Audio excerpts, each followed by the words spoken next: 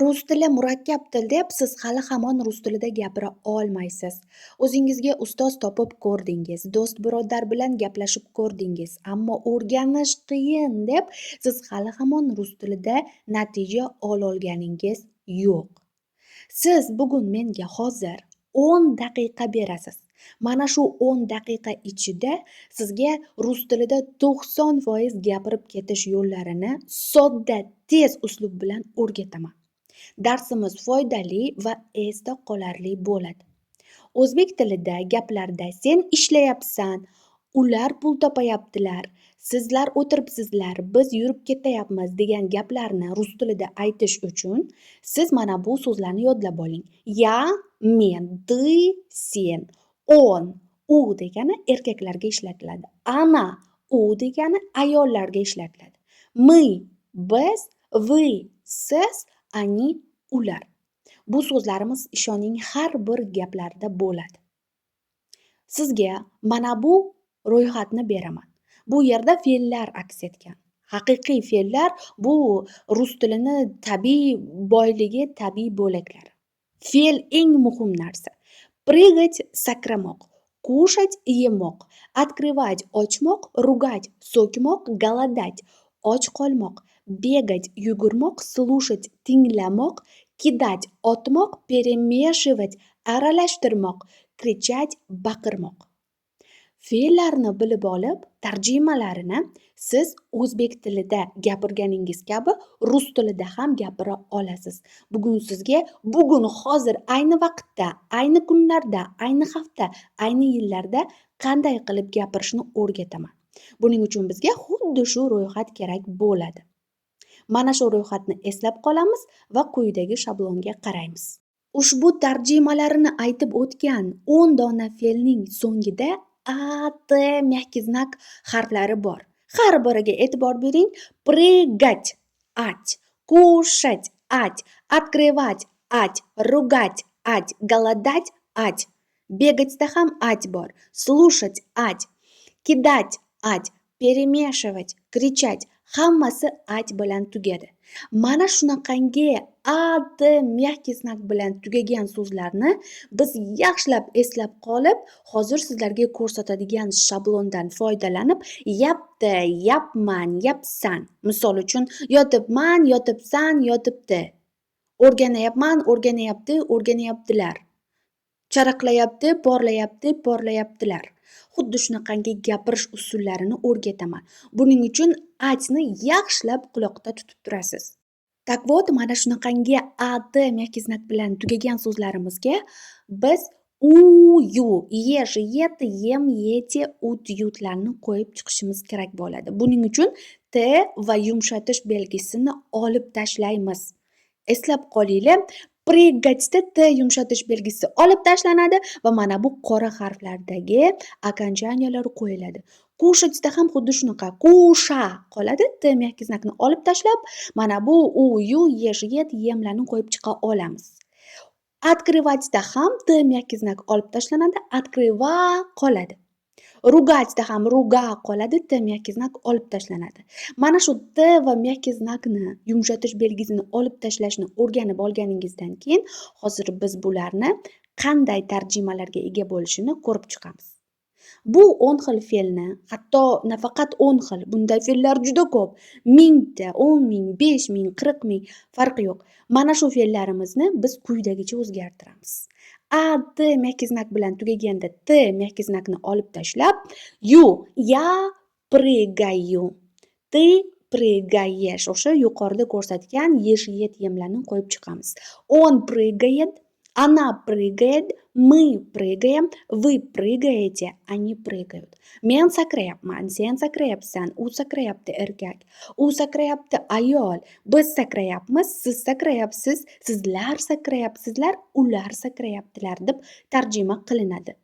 Ishoning, har bir a, t мягкий znak bilan tugagan so'zlarda t va мягкий znakni olib tashlab, xuddi shu yu, u, yesh, yet, yem, ut, yut, at, yatlarni qo'yib chiqasiz va ular hozirgi zamonda yapti, yapman, yapsan. Bo'ldi, siz sehrli uslub bilan rus tilida hozirgi zamonda gapirishni boshlagan bo'lasiz.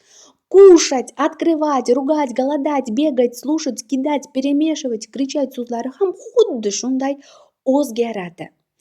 Ammo shunday holatlar bo'ladi, bunday o'zgarmay qolishi bor. Ichidagi tarkibdagi harflar o'zgarib ketishi bor. Mana shunday holda men sizga Telegramda audio shaklda mana shu fe'llarni tayyor qilib yozib qo'yganman. Menga yozasiz, so'zlarni, fe'llarni audio shaklda olmoqchiman deysiz, sizga taqdim qilaman. Bular juda ko'p, son mingta. Fe'llarni bilsangiz rus tilida 90% gapirasiz. Ikkinchi so'zimiz kушать. Я кушаю. Кушать-da t mehki znak olib tashlandi, sha qoldi. Я кушаю. Men yeyapman. Ты кушаешь. Sen yeyapsan, iste'mol qilyapsan. Он кушает. U yeyapti, ovqatlanyapti, iste'mol qilyapti. Она кушает. U ayollarga. Ayol yeyapti, iste'mol qilyapti. Мы кушаем. Biz iste'mol qilyapmiz, yeyapmiz. Вы кушаете. Siz iste'mol qilyapsiz yoki sizlar. Они кушают, ular yeyaptilar, iste'mol qilyaptilar deb gapiriladi. Shunda bizda qolgan fe'llarimiz ham xuddi shu shablon orqali, xuddi shu sxema bilan o'zgarib boradi. Tarjimalari ham mana shunaqa yapti, yapman, yapsan, yapsiz, yapsizlar, yaptilar deb chiqadi. Xo'sh, at bilan tugagan so'zlarni bilib oldik, qanday qilib hozirgi zamonda ishlatilishini. Ammo bizda rus tili boy til. Unda it, ut, ot, yet, itlar bilan tugagan so'zlar ham bor. Misol uchun gladить, nirnуть. Mana shunday so'zlarimizni qanday qilib o'zgartiramiz? Ular umuman boshqacha tarzda o'zgaradi. Mana shunday holatda shu mavzularni o'zlashtirib, fe'llarni, hozirgi zamonlarni o'zlashtirib, rus tilida tez yo'l bilan o'rganib ketishni istasangiz, menga zudlik bilan aloqaga chiqing. Telegramda Rusisti admin profilimga yozasiz. Men sizni registratsiyadan o'tkazib, kurslarimga olaman. Juda arzon narxlarda rus tilini o'rgatib beraman. Shaxsan o'zim o'quvchilar bilan shug'ullanaman. Bu videoda olgan bilimlarimizni hozir sizlar bilan takrorlab mashq qilib olamiz. Keling bir 4 ta gapni ko'raylik. Birinchisi, я читаю книгу. Men kitob o'qiyapman. Ya men. Читать o'qimoq. T mehki znak olib tashlandi. Yaga moslab biz yuni ishlatdik. Я читаю. Men o'qiyapman. Он играет с мамой. U o'g'il bola onasi bilan o'ynayapti. O'nga moslab biz игратьdagi t va yumshatish belgisini olib tashladik, ya'ni moq, o'ynamoqni moqini olib tashladik, yapti deb yetni qo'ydik. Он играет, u o'ynayapti. Мы гуляем с детьми. Biz bolalar bilan sayr qilyapmiz. Biz gulять, sayr qilmoq, yem qo'ydik. Nega? Chunki мы bor. Myga doimo yem ishlatiladi. Gulyayim, yat kelganida ham t mehki znak olib tashlanadi, yem qo'yiladi.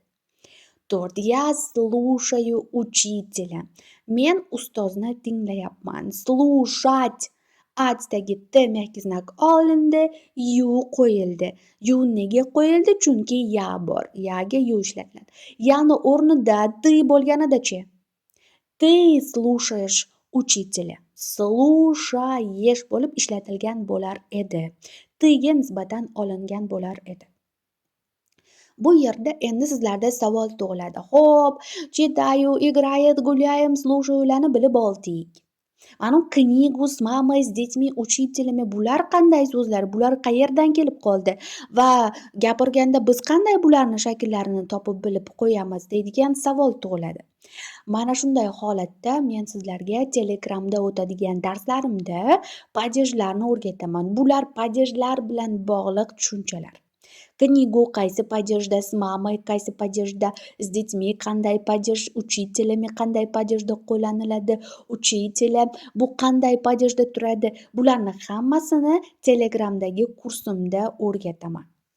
Telegramdan Rusisti admin profiliga yozsangiz, bizda mashg'ulotlar haftada 7 kun, ya'ni har kuni siz bilan aloqadamiz. Rus tilini juda intensiv tarzda o'rganamiz. O'quvchilar, sizlarga omad tilab qolaman. Yaxshi o'zlashtirib, rus tilida birro gapirib, tilinglarda qushdek sayrashinglarni tilab qolaman. До скорого!